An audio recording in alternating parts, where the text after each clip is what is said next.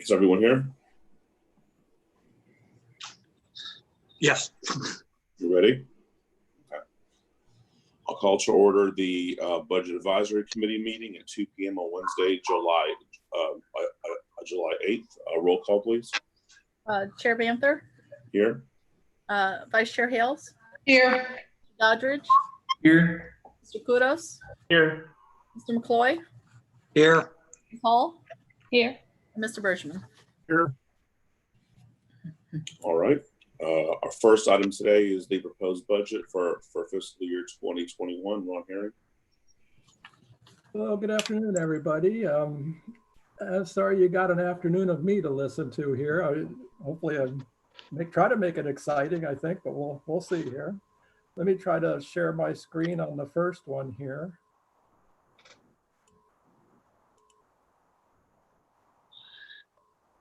Can you see that? No, No. but your yellow shirt's looking good. Let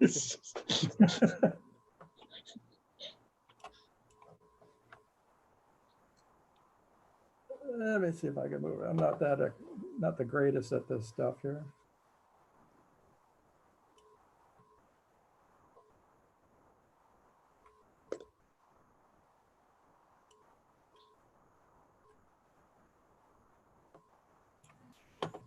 I'm getting there. Alandi, where's your background of Delandos? I need one. Yeah, you should get one.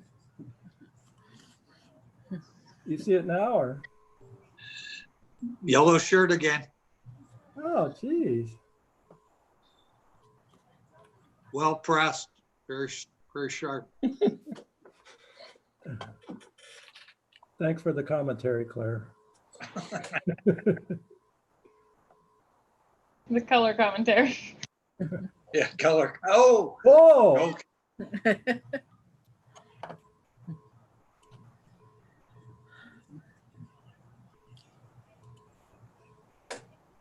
Oh, I know what I'm doing wrong, I think. Just a second. Jeez. Sorry about that. It takes a while. You know, I'm new at this stuff here. It's too early for you to have a senior moment. I don't know about that. No, Ron's had a bad 3 weeks.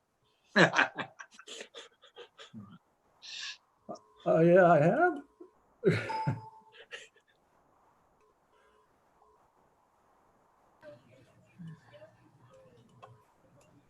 You're already putting yourself to sleep, Ron.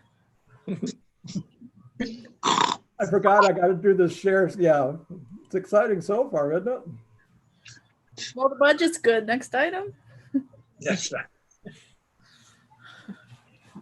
That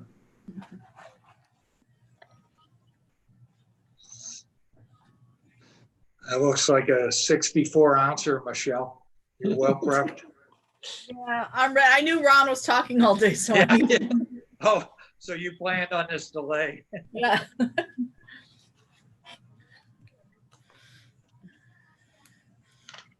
You probably all go get one yourselves about now.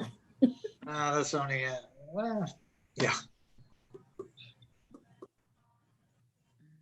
Yeah, if you could, please.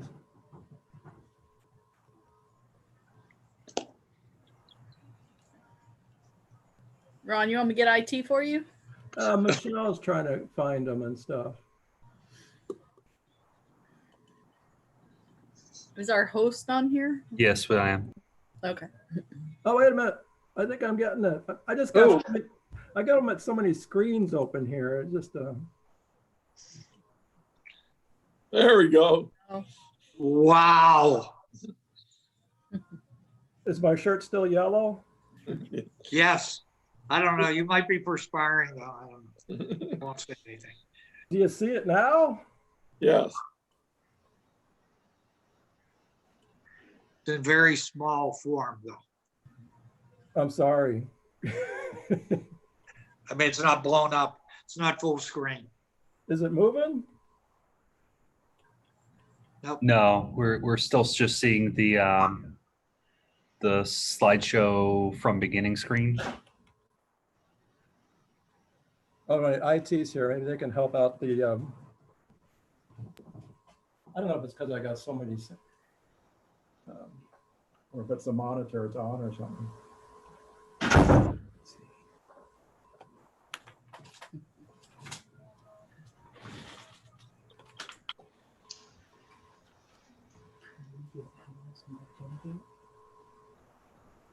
What those? Yeah, on Yeah. the Zoom link, no, let's do that. What do you mean to get out of here? Yeah, get out of the Zoom. Let's just exit the Zoom, and get back into it, and see if you're able to share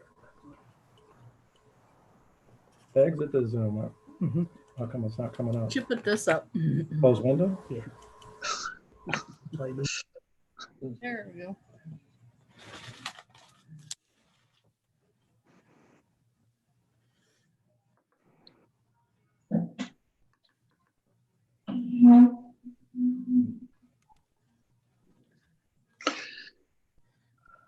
We're working on getting them back in. Mr. Chairman, you're awfully quiet. Oh, he's muted. I had a little mute thing on. I learned my lesson. Waiting for Ron to do his thing.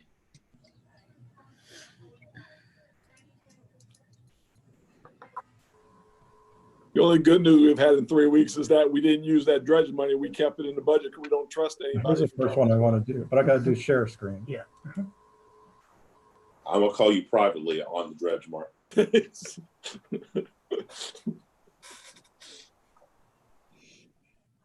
Can't read. I think that's it there. So, and it- share, see if it works. When I do the slideshow, it comes up over here. I think it depends where we opened it. Should be able to move it. Slideshow? Should be able to move it. Yeah, do you want to? Are they okay to do that now? You can see it. But you see the slideshow?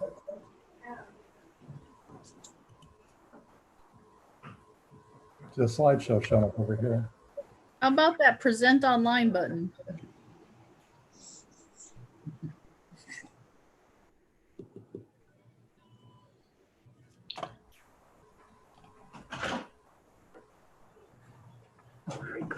Good. He knows a lot more about this than I do. So When I do share the this. slideshow, it's coming up on this Slideshow. monitor Yes. here. So what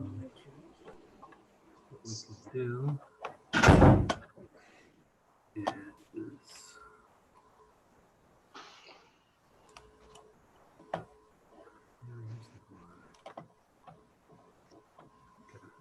so if we stop slideshow, let's see where it is.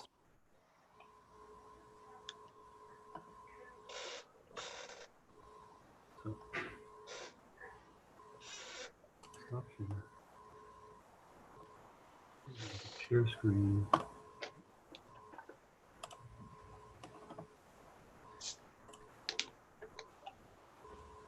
There we go. Bingo. And just checking that Is it not moving?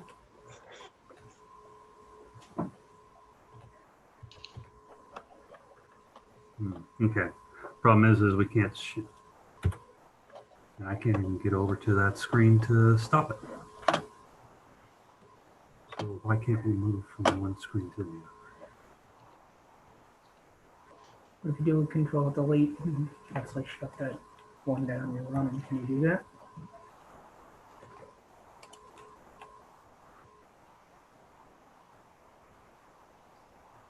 Are you still seeing the screen? We're seeing emails. You're seeing It says emails. I'm seeing that. Do you have two computers? You have one computer? You have this? I just can't even get over to that screen. There. Okay, so.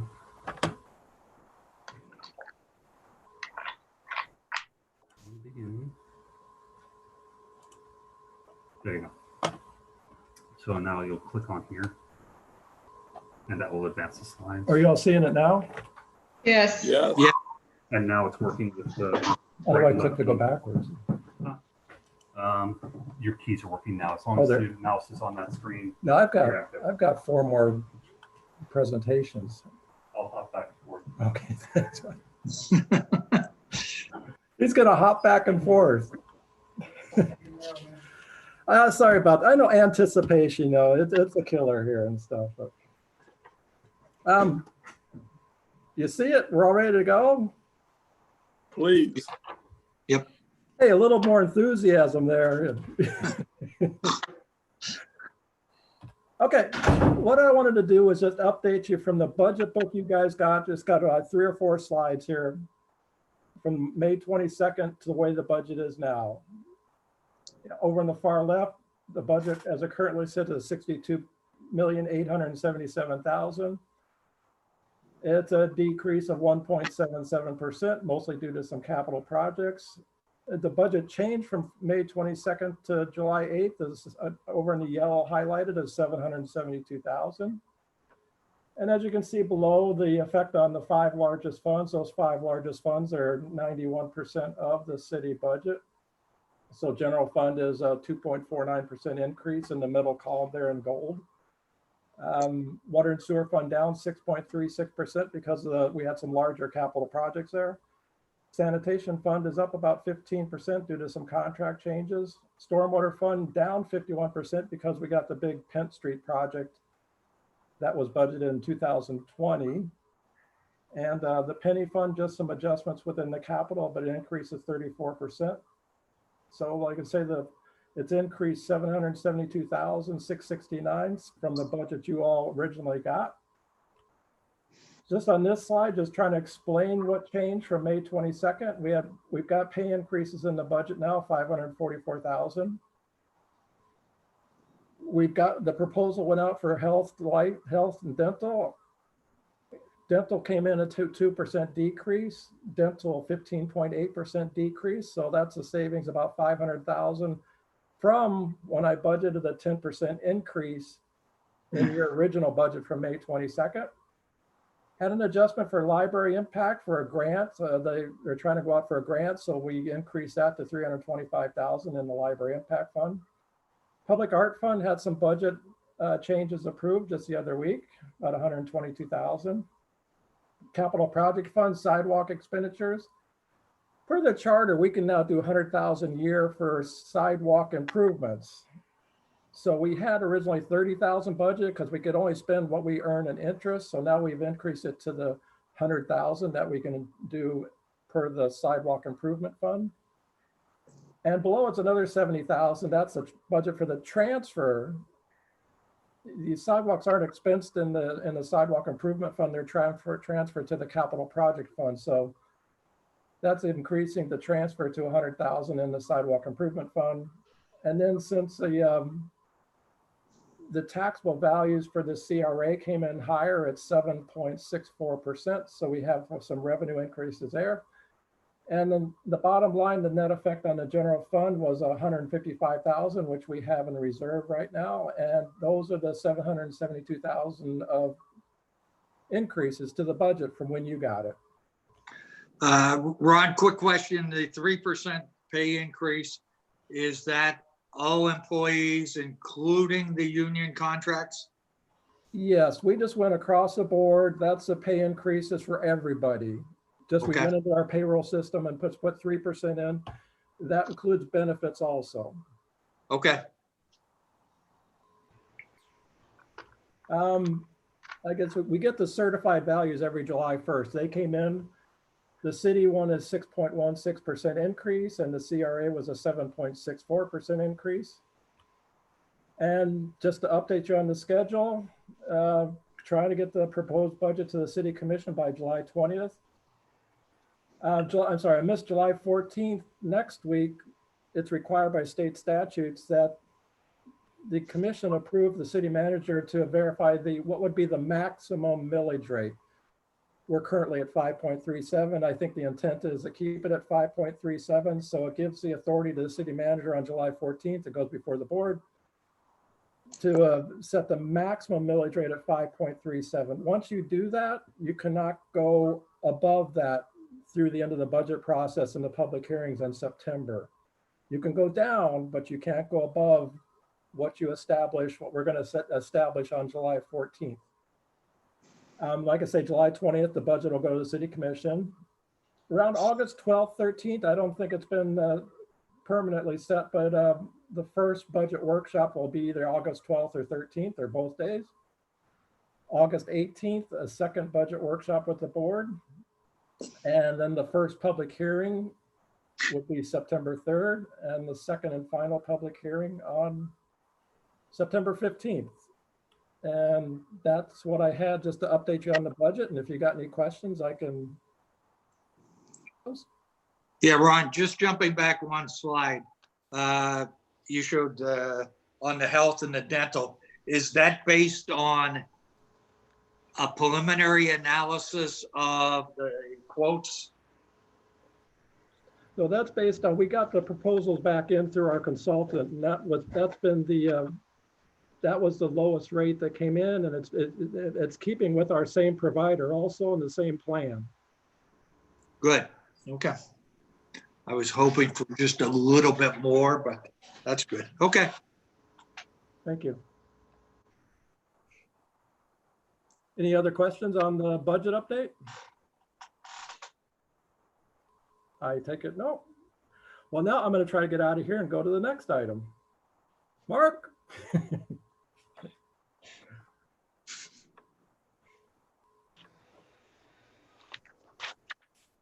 See, that's what happens when you have an old man do this stuff here. Since you're still screen sharing, you should be able to just start your next Slideshow? Yep. And then you have to move your mouse over to the right-hand, off the right-hand side, and it brings it over here. Once you click on that. The mouse is off the screen totally? No, it's open. Oh, okay. For some reason, your desktop is set up that it will go to the right, to come into the right of that screen. So it's got, the mouse has to be over here? Yeah. All right, that's exciting. Learn something every day. Can you see that? Yes. Yeah. Administrative charges of the enterprise funds. Okay, thanks, Mark. Yep. Well, now we're going to go over the administrative charges of the enterprise fund. And this question has come up, by a couple of people about, why we assess charges to the enterprise fund and reimburse the general fund. We brought this presentation before the budget advisor, I believe in 2017, and went over this. So I've tried to, dig out the old presentation I had, but just sort of tweak it some more and with some more explanation. Just first I'd say, as you probably know, you've seen this before, we got 30 funds in the general fund. I mean, in the city. They're broken down between governmental funds, which are cash basis. And then there's your business type funds, which are the enterprise funds. They're based on and financed by user fees charged to the goods for services versus the governmental funds, which are mostly supported by taxes. The enterprise funds include sanitation, water and sewer, marina, stormwater, and golf course fund. Just a definition I pulled out of enterprise funds, probably just already said this, are financed and operated in a manner similar to private businesses where the intent of the governing body is that all costs and depreciation of providing goods and services to the general public on a continuing basis be financed and recovered through user fees. The following departments provide, we've gone through the budget, that provides administrative support services to the funds and departments of all the departments and funds of the city. The personnel and operating costs, which we call administrative charges of the following departments, are 100% budgeted and expensed to the general fund, which are tax supported.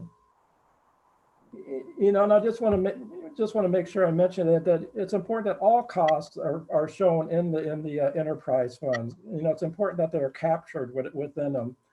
Also, in relation to external users and the bond issue, it is important that all expenses are captured and ensure that the fees and charges are enough to cover those expenses. Bond covenants also mention admin charges as parts of cost of operations and maintenance. And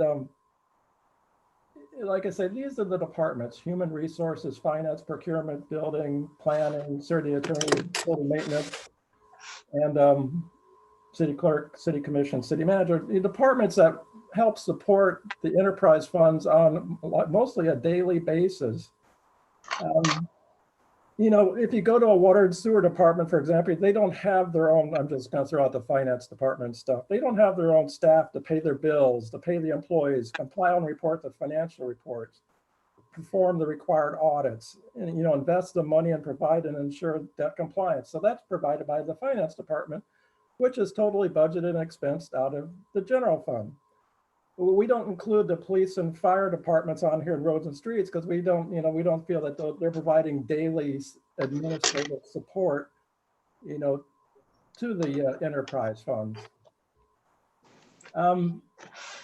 As mentioned before, enterprise funds on the utilize the departments mentioned on the previous slide. The enterprise funds do not have their own staffing to provide the services mentioned on the previous slide.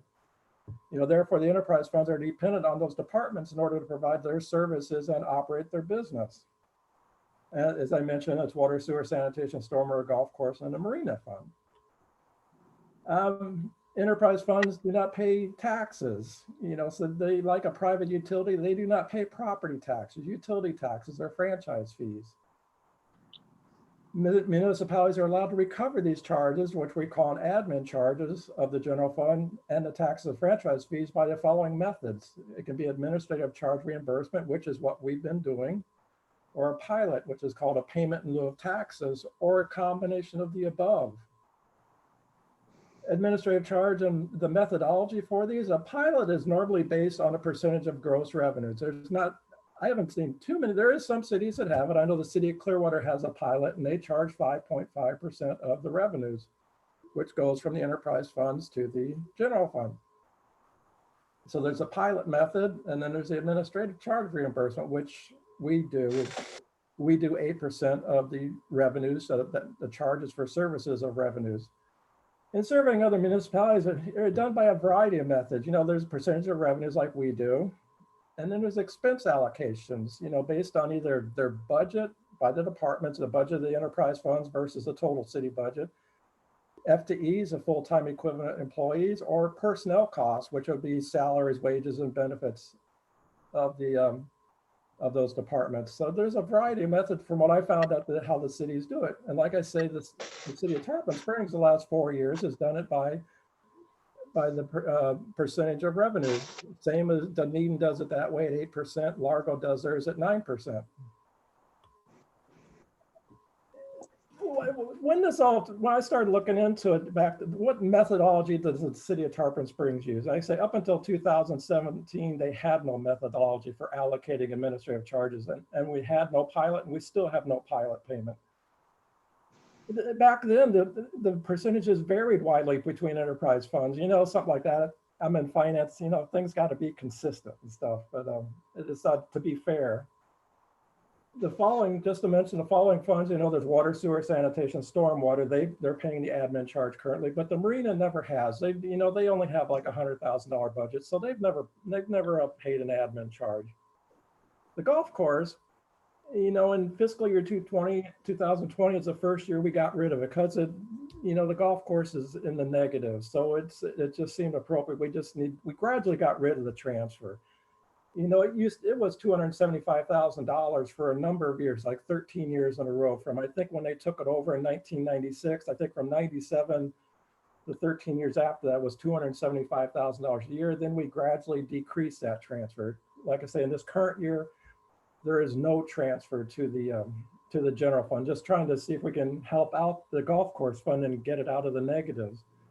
Of course, hasn't worked too great last year, because 2 years ago, the revenues came in 137,000 short because of, you know, they said they had cold weather and rain and Canadian exchange fee. And this year, because of COVID and they're being down for a month and a half, they're down, let's say, roughly $125,000 in revenue. So, you know, that's not helping out the golf course fund. Just to put in not all the years, but try to pick out some years like 1999. Showing what the amount of the administrative fee charge transfer was in 1999, which totaled $708,000. And then the percentage of revenues, sanitation was 4.45, water sewer 4.53. Stormwater had just started, so they were at 0%. That's when the stormwater fund started. But then the golf course fund is at almost 21% of their revenues. Jumping to 2009, Sanitation was 1.66%, water and sewer 4.77%, stormwater 7.39%, and there's golf course at $275,000 at 20%. Jumping up to 2016, when I started looking at the admin fee charge transfers, we were at the sanitation 4.38% on the far right there, and water and sewer 4.16%, stormwater at 8.32%, and the golf course, was down to, we brought it down to 134,000 was the transfer, so we're at 9.89%. And as I mentioned, I started to do a little analysis of my own and found a survey then. It was mentioned to me from some outside parties, mostly some former auditors we had that, they go, around your compensation to the enterprise fund, especially water and sewer sanitation seemed a little low. So I started looking into it.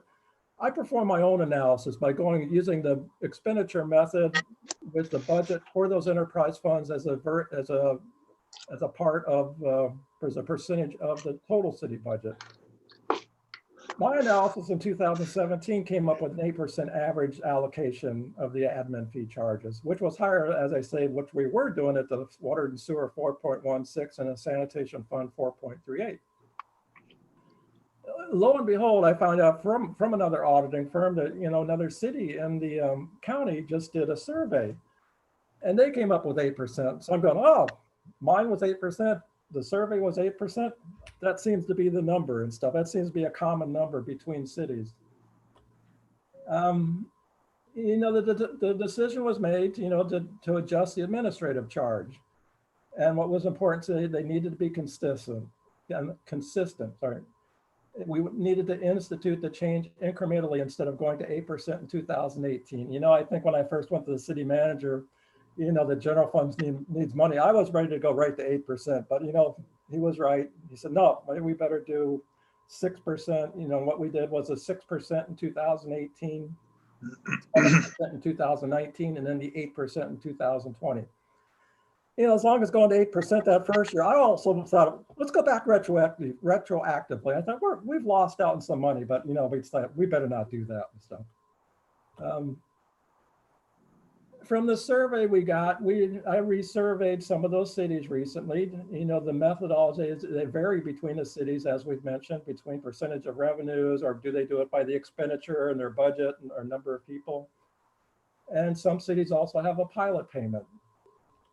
And this is what we came up with, based on our survey that shows some of the same cities that were surveyed by that other city, using some of the same ones, but so this is what we came up with. And as you can see in the bar highlighted in green, that's Tarpon Springs. We're at the 8% of, we charge 8% of revenues. The lowest one was Safety Harbor at 7.69, and the highest one was Oviedo at 12.44. So you can see we're sort of on the lower end of the percentage that we charge. And and if somebody asks, from what I know, my 30 years of working in finance, all cities that I know of that have an enterprise fund charge and reimburse the general fund for those charges. The other way you could do it is if you took maybe everybody in finance, everybody in purchasing, IT, all these departments that provide support services, and percentage out their salaries. Okay, maybe as an example, maybe I'm 60% general fund, and then maybe I'm 30% water and sewer, 10% sanitation, and do that. But that, from what I've understood, that's not recommended, because then you're seeing my budget and all these people throughout the whole budget.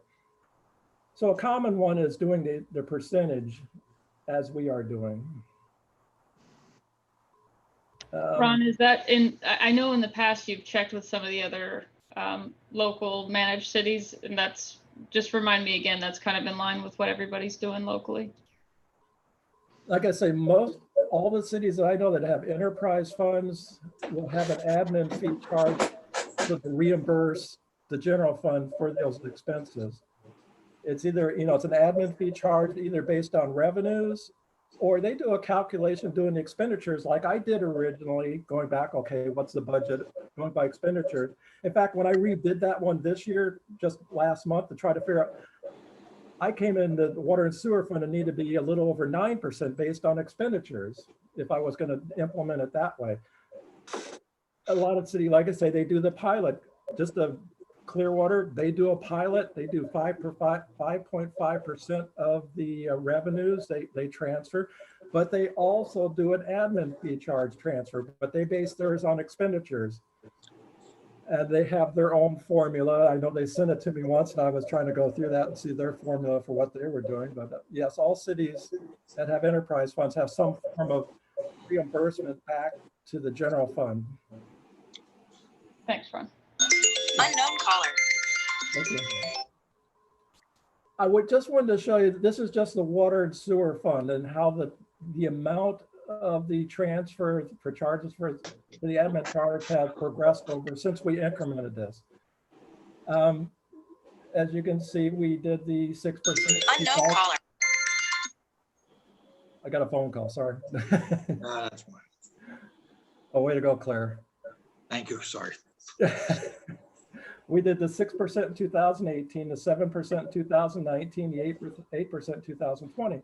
Down below, I also show what the rate increases were. The 9.5%, 9.5% went down to 6.75% in 2018. And now we're for the next 8 years, the rates for water rates are increased 2.75%. So they've gone down dramatically, the water rates, back to maybe what the cost of living is. What I wanted to try to show it's going to be leveling off. Yes, it did increase from 2016 to getting up to 2020, but it'll level off now because we're going to stay at hopefully the 8%, and the rates won't increase that much. So that's what I was trying to show there. My last slide, these are what's in the budget book you all got. What's in there for the admin fee charge transfer at the 8% of revenues, 1.4 million from water and sewer fund and general fund, 474,000 from sanitation to the general fund, and 140,000 from stormwater to the general fund. As I say, nothing from the marina or the golf course. It totaled $2 million. And I just that I throw in here, if these weren't transferred to the general fund, it would require a 1 mil increase from 5.37 to 6.37 to cover that $2 million. Our taxable values just for the first time went over $2 million on the July 1st certified values we just got. So I think that's my last slide.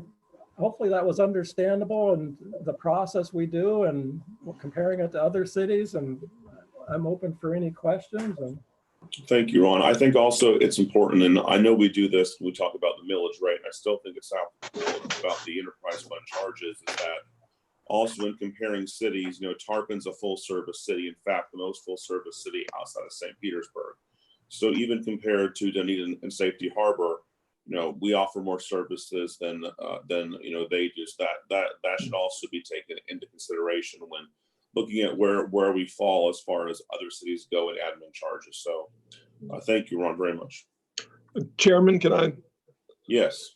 There's a reason I brought this before you, because again, this was something, this whole process that he very in detail explained. Our boards were well aware of it. They were well aware of the scenario that we had a courageous commission 13, 14 years ago that saw we needed to do some major improvements with infrastructure. And that's why you had those 9.5, 10% increases for 10 years, which were a burden, but it allowed us to get our infrastructure in. So when those storms hit in 16, 17, and every city was failing in their infrastructure, we were as good as any city in the county of having it because we put all that money together. And after that 10 years, the promise was that the rates would go down and to a manageable level, which hopefully would be that cost of living type level, the 2.75. And we fulfilled that. Obviously, we're not back in those times, those 10 years, with that big charge going to add to our administrative fees. So in essence, they stayed 4.5 when they maybe should have been 8 a long time ago. They were left that way. But as we came out of that and lowering the fees, we needed to get up on par with the regular departments. The problem is now, and why it's coming up and why we have to put this on the agenda, is we've got a commissioner and maybe a second one questioning this. The one commissioner has brought up the fact that these raises should not be in the administrative fees, that they should be in the millage rate. If we needed to increase the administrative fees, that should have been a millage rate increase, not an increase in administrative fees. As you can see from every city, the only city that is lower than us in this area of the one studied is Safety Harbor, and that's a difference of 769 to 8. So we are balanced on this administrative fee, whatever the city.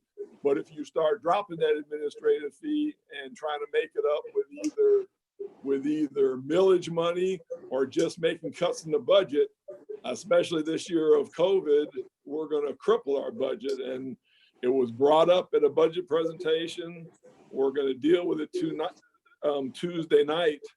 And, you know, I just like something or some vote for this board, because, and don't take these adjectives aren't the adjectives the commissioner said, but to me, it's saying that the city is hiding fees and providing fees for the regular fund and utilizing the enterprise funds to do that. It's a shell game. It's deceptive to the citizens, and we have practiced by this raise a deceptiveness.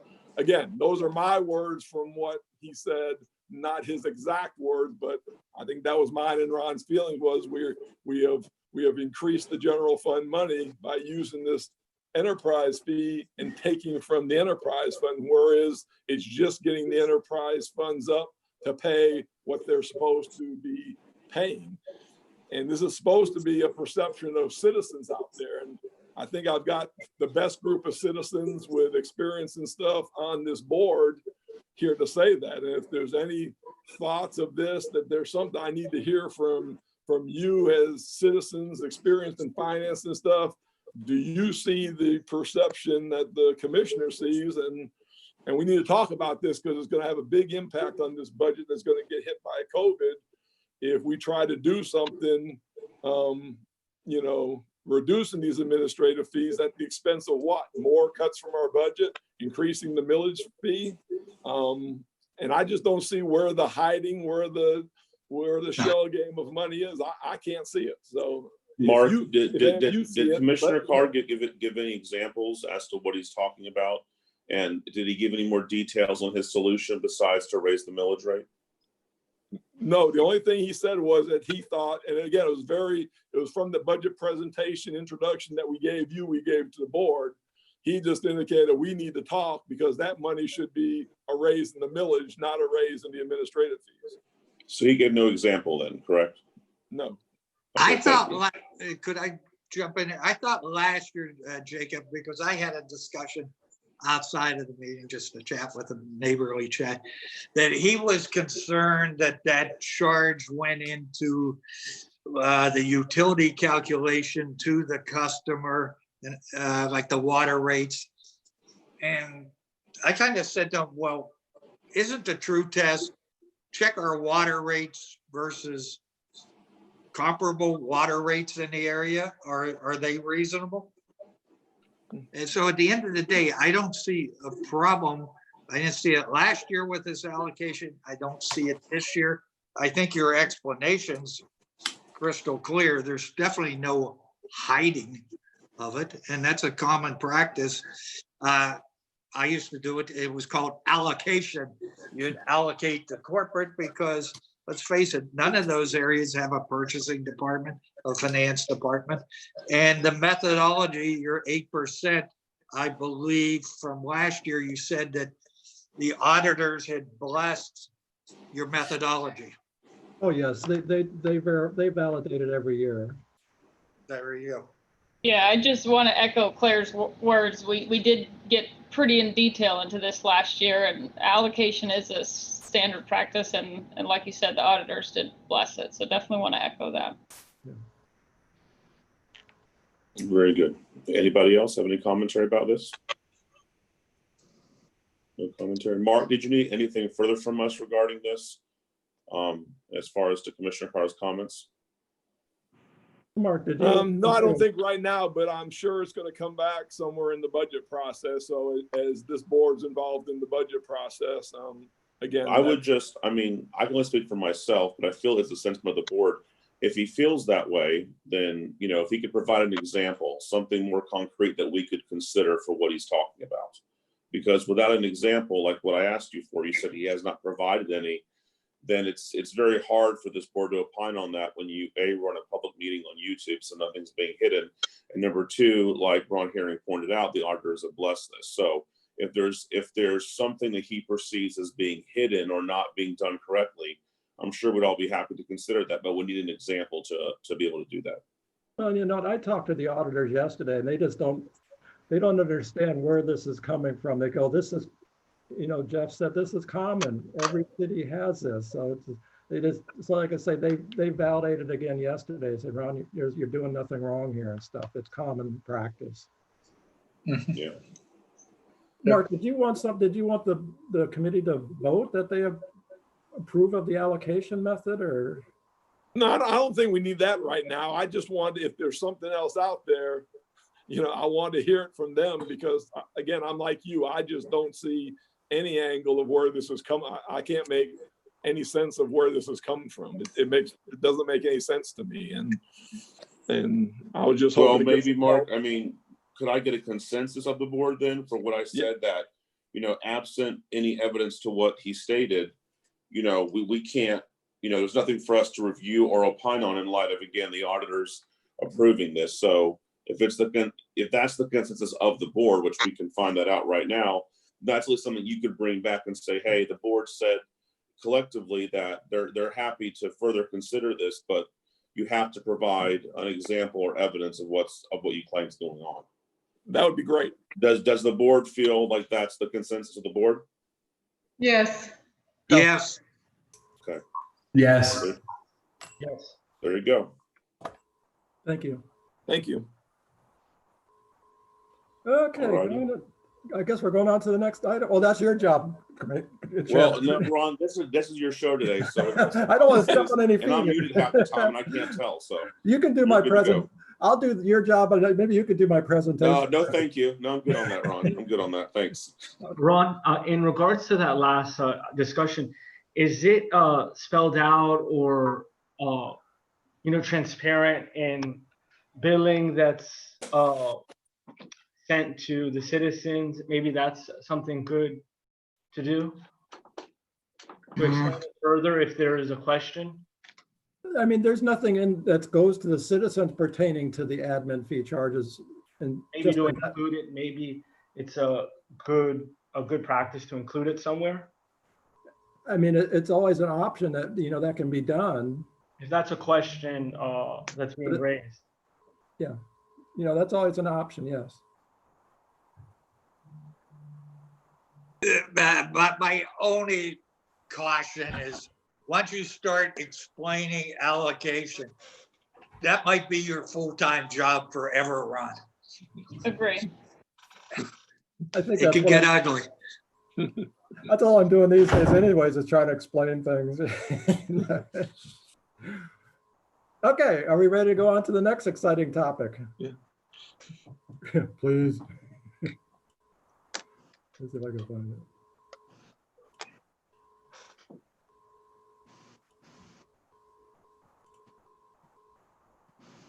Oh, there it is.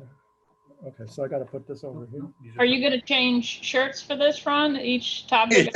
You want a different color or something? Oh, So just at the top of that, we'll just go with the start slideshow. Up here? Yep, right on that screen. Where your slideshow is. From the beginning. Okay. Okay, do you see this? Investment policy? yes. All right, we're doing good.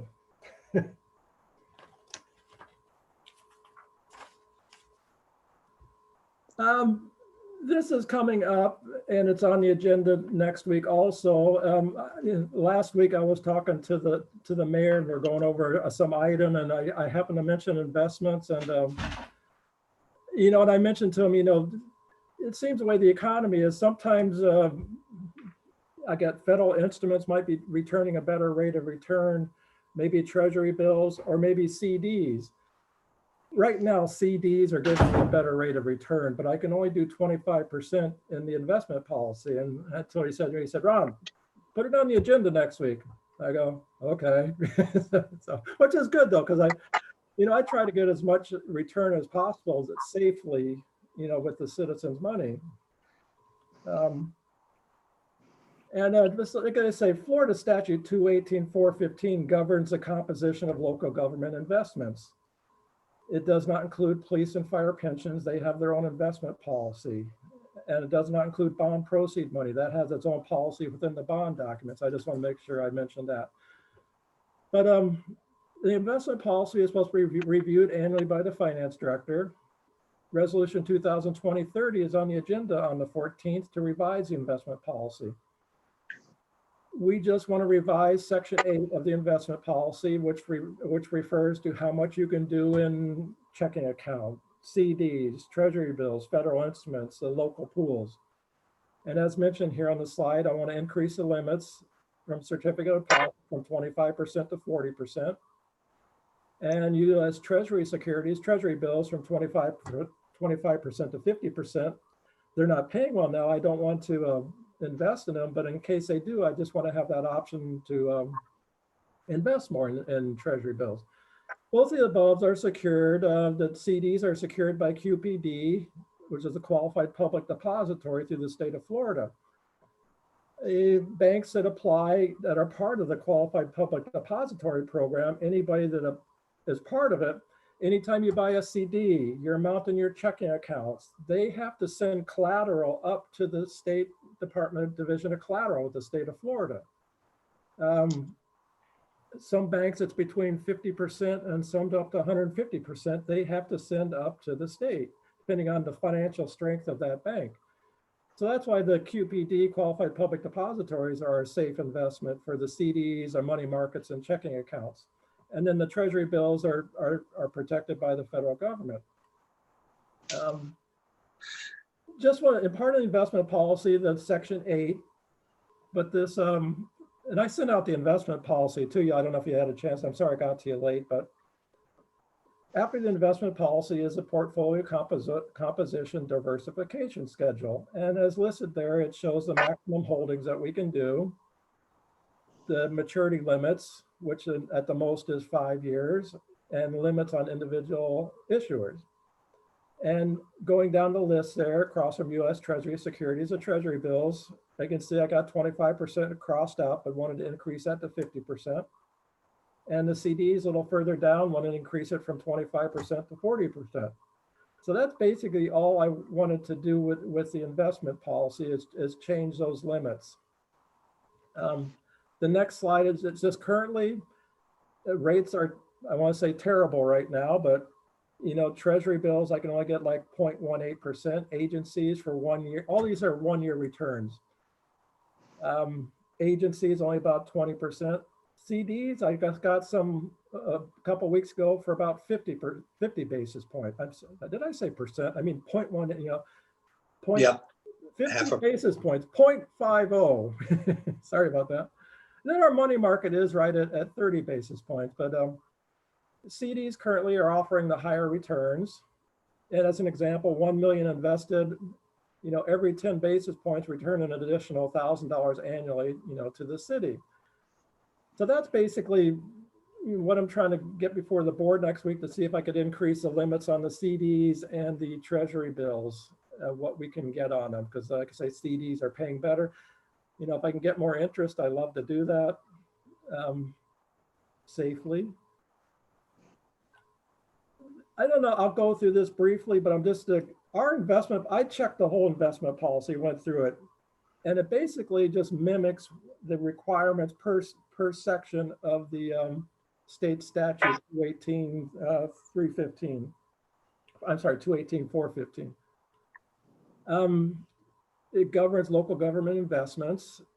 And you have two choices. Local governments can adopt their own policy, which we did, which is subsections 1 through 16 of that statute. If you don't have an investment policy, you can only invest in what the state says you can through that statute. And like I say, the wording throughout the statute and our investment policy is the highest priority of safety of principal and liquidity of the funds.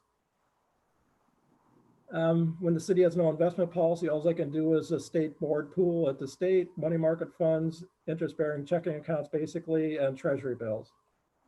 Since the city has an investment policy, was last revised April 2010, you know, we can do a little more with our investments, just not those basic ones there. Pages 1 through 10 of the investment policy just basically follow the same thing stipulated in the statute sections 1 through 16. Following page 10 of our investment policy is that screen I just showed you previously with the diversification and portfolio composition, where I wanted to increase the CDs to 40%. You know, and then following that on the investment policy is a glossary term of the investment terms. Just going briefly through, you know, you don't want to hear all this, but trying to hit the sections of our policy briefly. You know, it's to preserve principal, maintaining liquidity, generate income of the, you know, projecting cash needs, conforming to the state statutes, our investments, only investing, you know, what's over what we need to cover, you know, our expenditures. You know, like I say, doesn't apply to pension funds or the issuance of debt. The objective is the SLY principle, safety, liquidity, yield, with safety being the most important. Get performance standards. Our strategy is passive. Obtaining a rate of return commensurate with risk and cash flow needs. The prudent person rule, you know, an investment officer shall refrain from personal business activity that could conflict with the investment program. And this is that same screen we showed you previously, but just trying to show you the yellow ones are the additional investments with the city policy we can do because we have our own policy. And then green is showing the ones that currently, you know, is through the QPD, the Qualified Public Depository Program, where they're protected through that program. Then the next section is maturity and liquidity requirements, in which we try to match investments with cash flows. Nothing more than 5 years. We can do more than 5 years with reserve money, but we don't have any going over 5 years. I would be hesitant to lock anything over 5 years that's not paying well at all. And then portfolio composition and diversification, that's that schedule that we've been focusing on with the CDs going to 40%. And the next section is delegation of authority, which is to the finance director. And investment institutions, that's the brokers we work with for some of the federal instruments. Third-party custodial, we use Bank of America. They hold our treasury, our federal instruments. Only treasury bills and federal instruments are with them. It's through the delivery versus payment. We do not touch the money when we buy something. Bid requirements only involve CDs and investments bought on the secondary market. Internal controls, we have a policy established to follow. External auditors, it's required by the Auditor General that the external auditor validate that we're complying with our investment policy. So every year the external auditor checks that we're in compliance with our investment policy, and they have a page in our audit book validating that. And then continuing education. Myself and staff, we have to get 8 hours of CPE on investments every year. Reporting, we're required to report quarterly investments, the yield, maturity dates, percentage of investment portfolio. Next slide, if you can see it, was our investments as of May 31st. You know that at the top is our checking accounts, and then our CDs below that, then our federal instruments, and then the couple pools where we just have a little bit of money in. What's also required to report, we're required to report, is the activity for the previous quarter. So here I'm just showing, you know, what matured, what we purchased to replace it, some transfers done, just a history of it for the past quarter, which is required to be reported. I surveyed some other cities. They all have policies similar to ours because they're required to follow that state statute. And most cities, they go out no more than 5 years. They do investments similar to ours, and the rate of returns are very similar because they're basically investing in the same things as we are. I just a slide here to explain the qualified public depository. It's set up by Florida Statute 280 with the banks and savings associations. Banks must qualify to be designated as a QPD through the Department of Collateral Management with the state of Florida. And as I mentioned earlier, the banks must pledge collateral for all our money that is there with them. Every year on September 30th, we're required to send the Department of Collateral what accounts we have, where we have money into it, because they want to know that because they have enough of a collateral there. Collateral depends on financial strength of the bank, and collateral can be that these banks send up can be cash, treasury securities, agencies, corporate bonds, and certain letters of credit. And as I mentioned, there's about 11 billion in pledged assets with the Department of Collateral. Our investment strategy is, always keep in compliance with the investment policy. We monitor cash flows. Obviously, most of, like water and sewer is pretty constant of revenues, expenses during the year. It's a general fund where we're getting most of our property taxes between December, January, and February, where you'll see a big spike in it, where we've got more to invest. But then come down to the remaining part of the year, especially right about now, June, July, August, September, October, we sometimes have to draw on some of that money to bring it back into the checking account.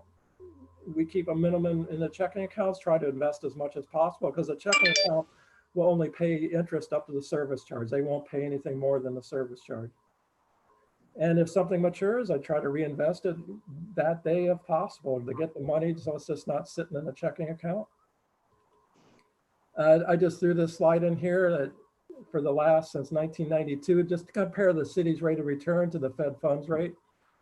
And on the far right, you can see right currently we're at 1.76%, but that's going down because everything I've bought the last year or so is, if it's got a call feature, it's being called, and sometimes I got some CDs that are being matured. So it's going to go down, and it's going to gradually go down unless, for some reason the rates start picking back up. But from what I hear, that's probably not going to be for another year or so. And that's it on the investment policy, if anybody's got any questions. Hey, Ron, if I could just paraphrase and you tell me if I missed a point in what I've read and what I've heard. You're not trying to move the risk profile of our investment. Safety is still number one, but you are trying to squeeze out some additional basis points, not only now, but being flexible as long as the policy is in place. You don't know, your crystal ball isn't perfect to see what the investments will yield, but to squeeze out some additional income. Is that?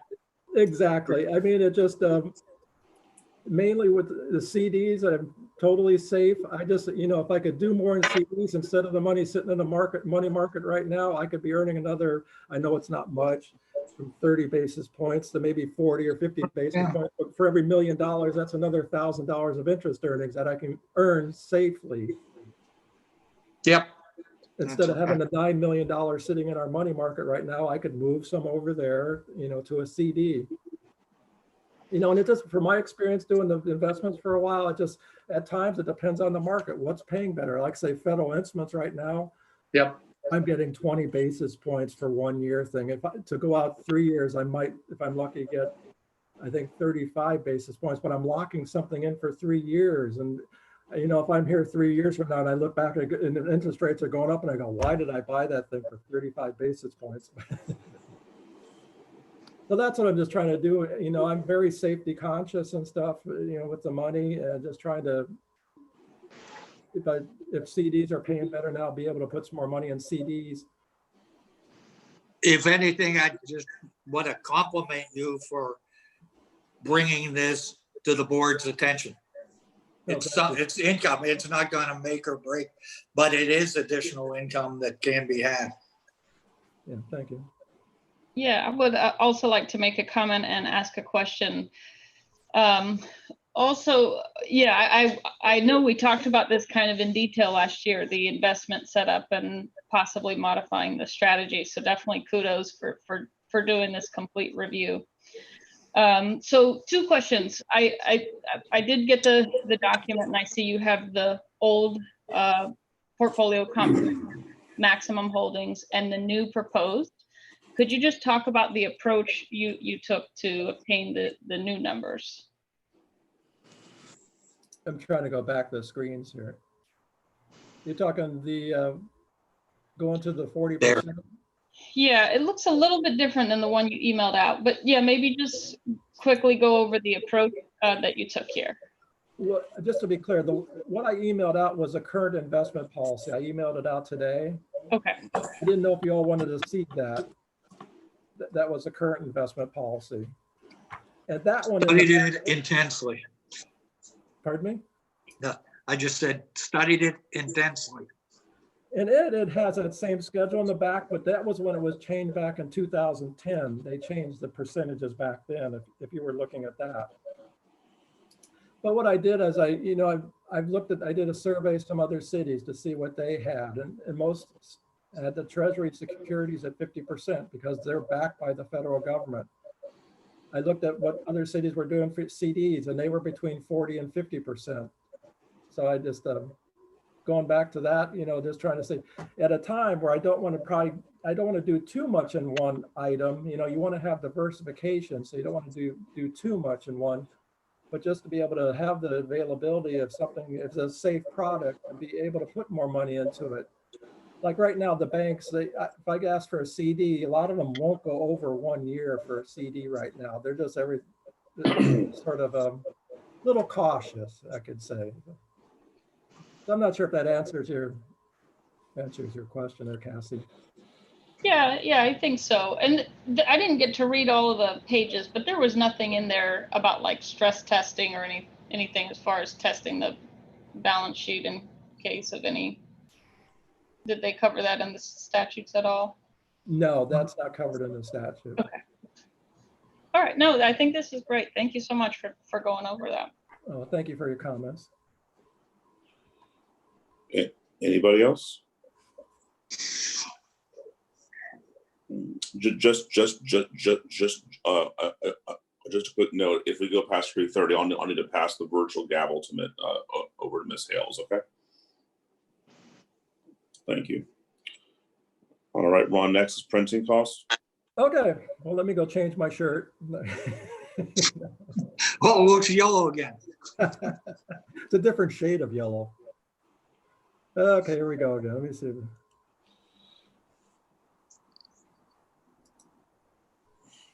I don't know. This is a PDF, Mark. Is that going to show up or something?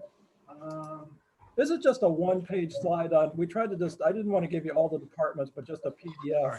I'm going to need to grab it and move it to that screen. So Where's that? you're over here, so you need to go to the left. Okay, there we go. And then grab it and pull it here. Is that coming up now? It is. It's pretty small. Pretty small. Any bigger? A little bit bigger. Can almost see it. Can you see it? Is it readable or? There's not that many numbers. Maybe you could walk through it, even if you can't make it bigger. Okay, I could probably easily walk through it. There we go. That's why we got these IT guys here. They love it. Thanks, Mark. Okay, I know you all talk about copying and printing charges. I had staff go back and try to compare. We went out for bids back in 2017, and because we're the cost we were paying. So we went back to 2017 and compared 2017, 18, 19. So I just wanted to try to summarize. I didn't think you wanted to see all the departments. So back in 2017, we're spending a little over $53,704 on the left side there. The number, I think somebody could ask for the cost per copy. We were at 0.015 and color was 0.12. 2018, we went down to 36,480. That was because of the new contract. And then in 2019, the cost is 31,348. So as you can see, we've gone down with this new contract. And then the cost per copy for 2019, we went down from the 0.015 to the 0.0106. And the color, we went from 0.12 to 0.0504. So both of those are decreased. And up above, as you can see, that if you compare the total dollar amount from 2017 to 19, we went down $22,355. And on the far right, you can see that we went down in the number of printers from 100 printers to about 86 printers. So I just wanted to show you a summary of that and just see if, I know you all had some questions on the cost and what we've done with those. Open for any questions if you have them. Any questions, anybody? Thanks for providing that, Ron. No problem. Is that it on that? All right. Thanks, Ron. Next and last, monthly financials as of May 31st. Oh, and this is a more exciting topic here. Let me see.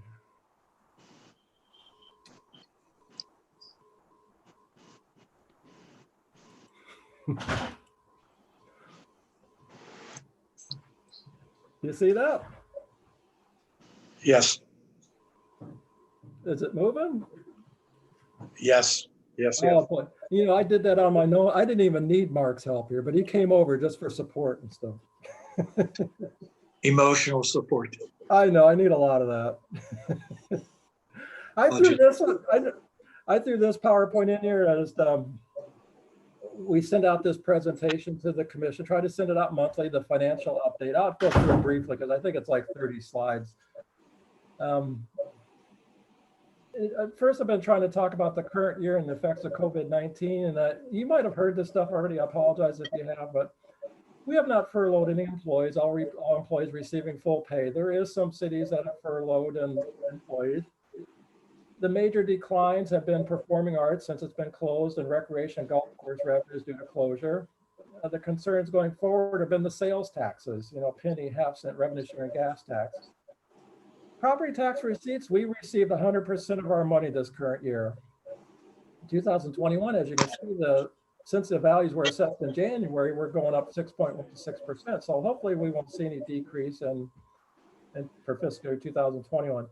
Fiscal year 2022, the county is saying they're worried that since commercial properties and being vacant, maybe businesses working remote, that they might see more vacant commercial properties. The county so far is predicting a 6% decline in taxable values in fiscal year 2022.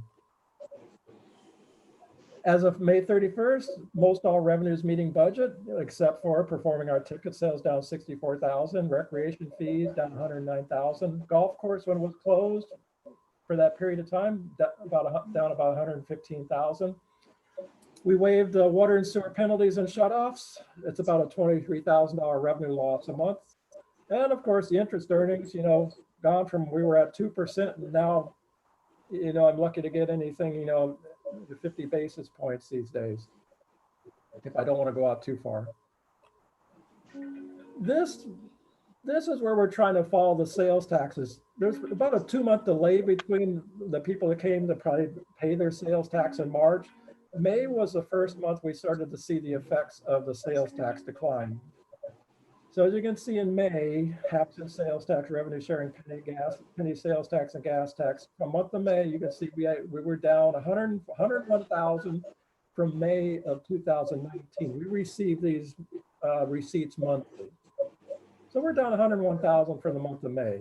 June, we just got those this last week. We're down another 163,000 when you compare that to June of 2019. So with those 4 taxes, we're down 264,000 from May and June of 2019. So we're going to keep track of that for, hopefully this doesn't go on too long, but we're going to keep track of those losses. 8 months into the year, like I say, most revenues meeting budget. We did do a $155,000 small business endurance grant. With all that, I've mentioned the board, we're thinking the unassigned fund balance will go down. I've mentioned 8.4 million. I'm hoping that's a worst case scenario. Our 20% minimum fund balance is about $5 million. Water consumption is up like 4.4% for water, and affluent's up 9%. I don't know, maybe it's people sitting home more and using more water. I'm not, no, it was up before the virus. We were seeing it up before the virus. As I mentioned, interest earnings have been declining. I won't repeat all that. Other notable things, construction activity is as maintained. Permit fees are a little bit above budget. Impact fees for water and sewer are right on budget or a little above. But the other ones for police, fire, library, general government, a little bit down. And I think that's because we've seen the water and sewer impact are more because we've got some new connections hooked up to water and sewer. Marina fees, since we increased the rates for the marina, we're seeing a nice little increase. It's a small budget, $100,000, but I'm thinking the way it looks like that the revenues in the marina will equal the expenses. You know, we've been at a loss the last 2-3 years, not having enough revenue. So I think that increase that we did in December 3rd is really going to help out. And as you probably heard me, the SAFER grant, which we're paying all that for now with those 4 paramedics. And then the consultant that we paid for $369,000. It seems like it's greatly helped out with our proposals and getting our health and dental insurances down. And just mentioning Hurricane Irma again, where we've received 96% of the 112,000 emergency preparedness and the debris removal of $1.2 million. Other items, we made the bond payment in March for $550,000. The ladder truck, we made the first lease payment last month in June or $239,000. There's 5 payments. We did 1 budget resolution in December to amend the budget. I'm working on a second one for the next meeting, July 28th. Just some minor items on it, but one bigger item is the cemetery expansion for $1.1 million. That hasn't been budgeted yet. It was approved, but not budgeted. And then the budget, as I'm trying to meet you all have met with all the departments on their budgets for the 2021 budget. Internal auditor, they're working on a payroll timekeeping audit. External auditor, last year was their last year, so we're currently going out for bid, and the proposals came in for the auditing service for external auditor as required by the state statutes. Just getting into the general fund, I'll go briefly into it. As mentioned at top, we're 67% through the year. Over to the right, I highlight 75%. Okay, why are we over the 67%? Because, you know, we received 96% of the property taxes already. So that's why we're at 75% for the revenues. The expenditures were at 69%, and that's mostly because of the cemetery expansion for the 1.1 million. You know, if you have any questions, just yell them out to me and stuff on all this stuff. I know it's a lot of numbers. I started to throw these graphs in here to try to show the general fund revenues and expenditures. You know, as you can see, the blue line, you can see back in December, we received 7.4 million in our property taxes in December. The red line is our expenditures, and it's pretty level across there, but they are higher than the revenues, which is normal, but it's a little bit more due to the cemetery expansion and the contractor out there. This graph is just showing the general fund revenues month to month from 2020 to 2019. And you know, and it's showing the 7.4 million property taxes in December in that blue line.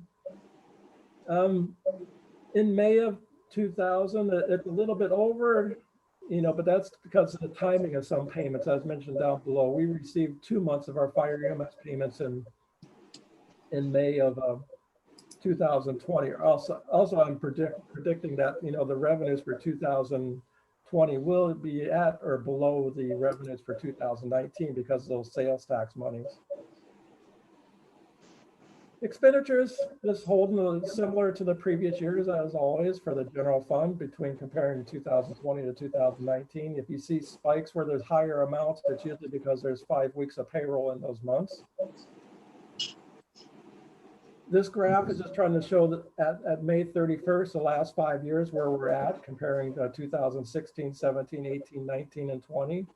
You know, pretty consistent, you know, rise from year to year. A little bit, the expenditures a little higher in 2020 for the expenditures, but that's, as I keep mentioning, a lot of it's at $1.1 million cemetery expansion, which is out of the general fund. The cemetery perpetual care is paying for that. I won't go into all these numbers, but just what it is, it's comparing the revenues for taxes, all the different tax categories on the left side there. At May 31st, comparing 2019 to 20, and it's highlighted in that light grayish color. The biggest increase is the $450,000, which is most of green number down below the $765,000 that were over on based on actuals from last year to this year at this time. The general fund revenues by type, just trying to show that taxes are 59.9% of the revenues, permits and fees 6.8, intergovernmental 9.9, and on down around the graph there, the percentage of revenues by type. I like to look at the top 10 revenues of the city, which are roughly 75% of the revenues. And of course, property taxes, that's a $426,000 increase over 2019. I won't go into all of them, but just trying to show 2019 to 20 at May 31st, where we're at on those and the percentage of the budget. Just trying to show some other revenues in the general fund, you know, where we're at, some of the bigger ones, but not in the top 10. A school resource officer, the hospital lease, performing our ticket sales, that's where we're down to almost 65,000. Local business tax and code enforcement fines. Just trying to show where we are compared to May 31st. And down below, I try to make some explanations of the differences there. General fund expenditures, basically just trying at May 31st from 2019 to 20 where we're at. And if you look in the far right side on the yellow, we can see personnel, we're at 67%, which is at May 31st, we're 67% of the way through the budget. Operating's at 58%. And I'm thinking that might be attributed to, you know, I know when the COVID virus started, I know city manager, we talked to the department about, you know, no extraneous expenditures, trying to tell departments, you know, try to cut back. So maybe that's showing there where we've cut back on the expenditures. Down across some grants and aids, we spent 166,000, but that's where the 155,000 for the small business endurance grant is there. I guess that's about it for that slide. And for expenditures in the general fund, just trying to show basically that 73.1% of the general fund expenditures are personnel, which includes salaries, wages, and benefits. The projection I did for the board and showed them a few weeks ago, just saying, you know, maybe worst case scenario, but unassigned fund balance going from 8.8 million down to 8.4 million, you know, with the small business endurance grant, and trying to project out the losses, you know, the decreases in the 0.5-cent sales tax and the revenue sharing. Getting into the water and sewer funds, you know, the revenues up top, the expenses down below, just trying to show the comparison from actuals to budget. On the far right, the revenues were at 64%. Under the 67%, but a lot of that is due to the half of the month of accrual of the October revenues are accrued back to the previous year. That will catch up at the end of the year. And down below showing the expenditures, we're at 52%. And I believe a lot of that's because there has been some capital projects that have not been started yet. More on water and sewer, just trying to show the top revenues in the water and sewer fund. It looks like they are on budget, even though if you look to the right, they're not at 67%, they're below that, but a lot of that's due to the accrual that backed out in October. What I did was I added it back in, and when I added it back into all those revenues, where we are back up around 67%. Just trying to be able to show all the funds of the city, you know, where we're at, and trying to project it to the end of the year, starting with a hospital lease. We'll have on the far right about 3,078,000 at the end of the year.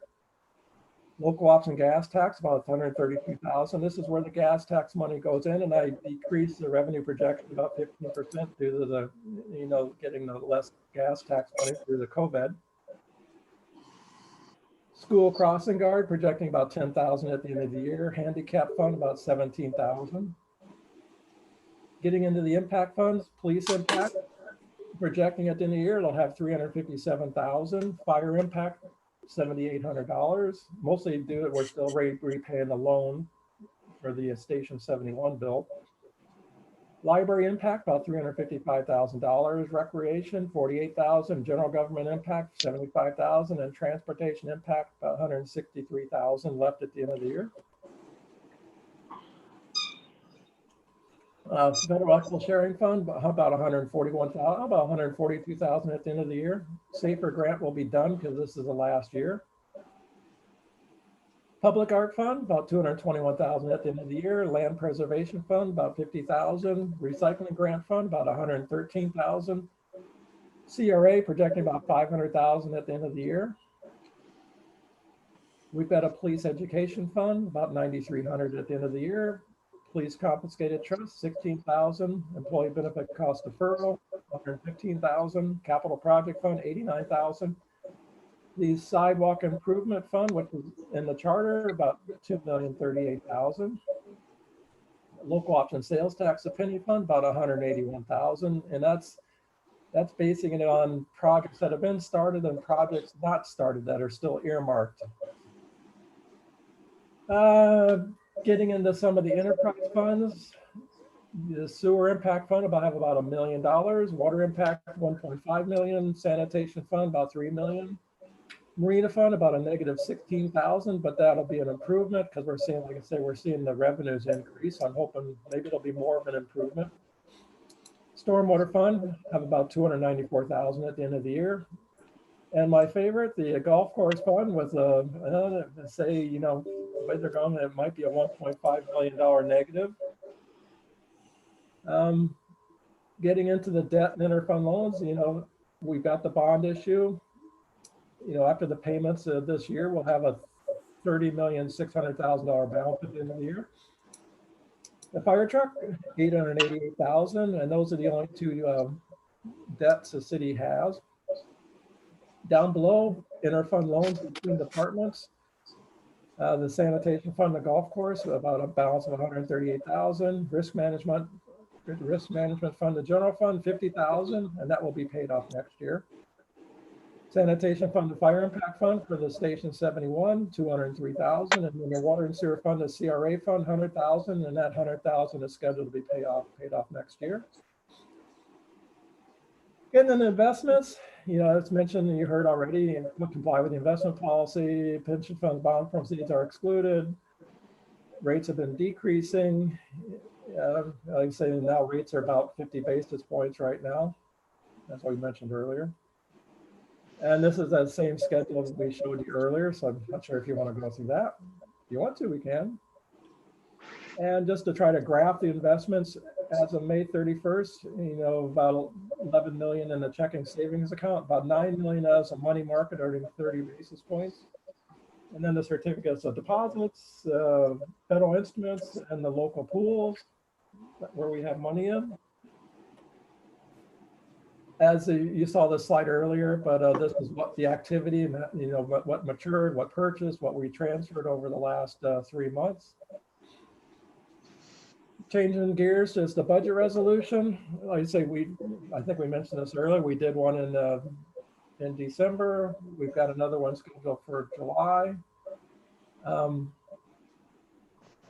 I've just tried, the first one was to bring things over that were outstanding at the end of the previous year. And the next one is just a few items, some stuff that have come up. Mainly the biggest one is the cemetery expansion. That'll be on the resolution July 28th. I'm almost done, I think, but the budget schedule, that's going back from February to March. You've already been through that. April, May.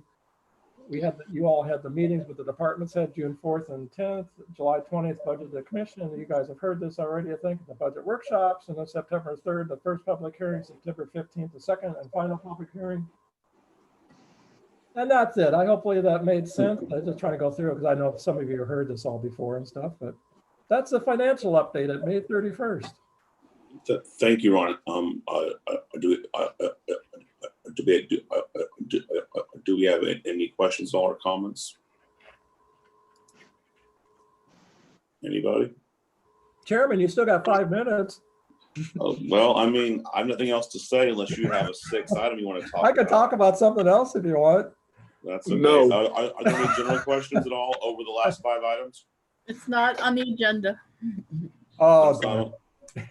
Okay. You'll put on a new shirt. Okay, I'll go All home. right. Well, thank you, Ron. I know that was an 1.5-hour marathon for you, so I do appreciate that as always. No, I warmed up for it. I think you stay ready 24/7. So thank you, Ron. Yeah, I don't sleep at night. I don't think you do. I wear the same Oh. shirt too. Too funny. Do we have any public comments at all? Mark, is there anybody on the queue? We do not have anyone in attendance at this point. Thank you. Do we have any staff comments? You want some more? No. Mark or Chief? I think Chief's on here. I can't. Let me scroll my window over. Nope, There, nothing. no. A deputy, anything? No comment. All right. Board comments. Anybody have any further comments today? No. When's our next meeting, Michelle? You are scheduled for the 3rd, August 20th, Okay. unless there's a need to meet before that. Sure. Anybody have any items that they want to add to that agenda at this time? Of course, you have plenty of time to email those in too. So. Just if Ron on a month-to-month basis could send out to us that tax receipt, how that's going. For May and June, it was down a little over $200,000 versus 2019. Would just like to kind of keep up to date with how that's going. That's good. No, I can do that.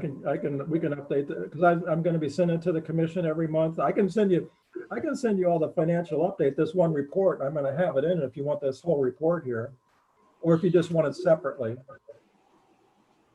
Whichever's fine, Ron. Okay. All right. If that's it, we will adjourn at 3:27 p.m. Thank you very much, everybody. Thank you. Thank you. Thank you.